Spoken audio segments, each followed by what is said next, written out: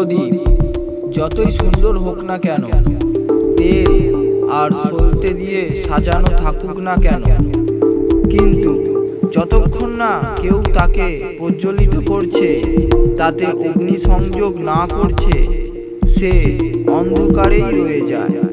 ঠিক সেইভাবে আপনি যতই সমর্থক হোক না কেন, যতক্ষণ না আপনার মধ্যে স্ফুলিঙ্গ জাগবে, বিকশিত হতে পারবেন না।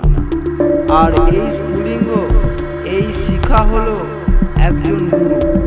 সেই জন্য সর্বদা নিজের গুরুর মাহাত্ম্য বুঝুন। এই গুরু আপনার প্রতি কঠোর হয়ে যদি অগ্নিসম তীব্র হয়, তার পেছনে উদ্দেশ্য হলো আপনাকে একটি প্রদীপ করে তোলা। ও